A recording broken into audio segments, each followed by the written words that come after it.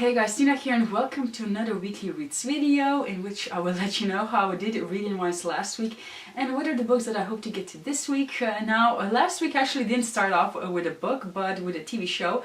I sort of binge-watched the whole 13 Reasons Why on Netflix. Now this is a TV show based off of a book by the same title by J. Asher, and I read the book years back and I know that I liked it, but I have to say that the show is way better, at least in my opinion. And it's about this girl, Hannah, who commits suicide, and she leaves behind 13 cassette tapes, and they get sent out to different people and they should listen to them and sort of realize or come to understand why she committed suicide. And it's a really important show, I think, right now. A show that everybody should watch. I think if you're a teenager, if you're an adult, if you have kids, if you don't have kids, it's just a show about people and how we relate to each other, how our words impact certain people without us even realizing, and especially now with social media being so important in everyone's lives, I think this TV show is even more important for people to watch. And I have to say I really like it. It was pretty emotional, and yeah, I do suggest you watch it if you have an interest in that kind of stuff. But then I finally got around to reading, and the first book that I read was Age of Myth by Michael J. Sullivan. Now this book takes place 3,000 years before his Rhaeria Chronicles and Rhaeria Revelations. I have to say that it's not necessary for you to read those books before you get to this one. It's not spoilery in any way. It does take place in the same world though. So I guess basically the stories in these books are myths in those books that follow, sort of. So yeah, but anyways, here we get to meet Wraith and his father at the beginning of the book, and they're looking for a piece of land where they could settle. And they cross this river, and this world is divided between Frey, who are basically fairies, and Rus, who are humans. And this river divides the land of both these races, and the humans are not allowed to cross it. And they do, and they're confronted by a god, Frey, because humans consider Frey to be gods, because they're, well, immortal. And they end up, well, Wraith ends up killing this god, and from there the story picks up, because naturally he's being now hunted and things are happening, and it was actually really enjoyable. I really liked it.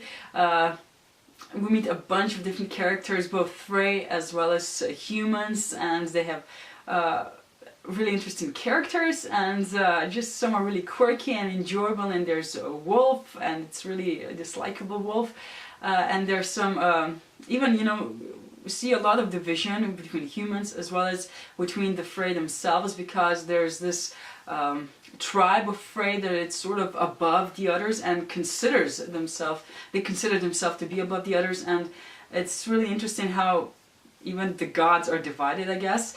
I really love this story. I think I actually prefer it to Rhaeria Revelations or Chronicles personally.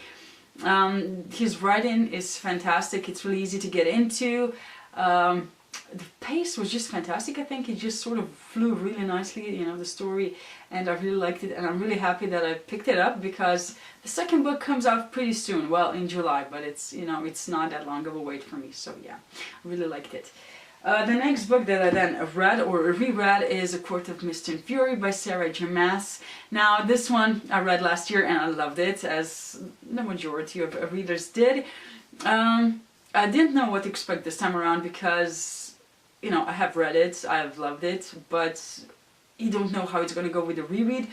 But I did love it again. I didn't find it quite as emotional or exciting this second time around, basically because I knew what was going to happen. Well, yeah, the story, I'm not going to go into the story because, come on, everybody knows these books. But yeah, the beginning was a bit of a drag again, and then Reese shows up, and, you know, the story just gets so much better, and I just love this guy, seriously. And yeah, it was still good. I really liked it, and I cannot wait for the third book. You know, I'm really jealous of those people that already have it, because I've seen videos, and mine hasn't even been shipped to me yet, so I have still a bit of a wait before it gets to me. So yeah, I'll have to, you know, this is going to be a period of me avoiding videos and Twitter and everything, just so, you know, I don't get spoiled, and which is going to be annoying again. But yeah, well, I'll just have to wait. So those are basically the only two books that I've read last week. I've loved them both, so I'm really happy about that. Now this week, I don't have really big plans, so reading-wise, because at the end of the week, on the 6th, the Book Buddy-a-thon starts, the readathon that I posted at TBR, so I will link that video above so you can go watch it.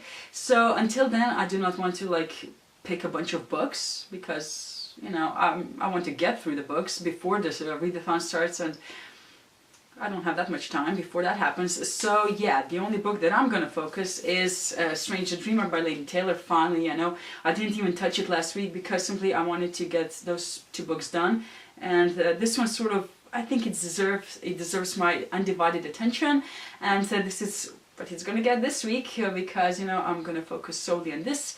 The writing is beautiful. I'm about 2 chapters in, and it's the story of this guy, Laszlo Strange, who is an orphan, and he ends up working in this library, and he's obsessed with this city called Weep. Well, actually the city is forgotten, as well as the name, that's why it's called Weep, and I'm not that far into it, so I do not know more and I cannot tell you more, but the writing is beautiful and the story is really interesting so far, so I hope that continues on.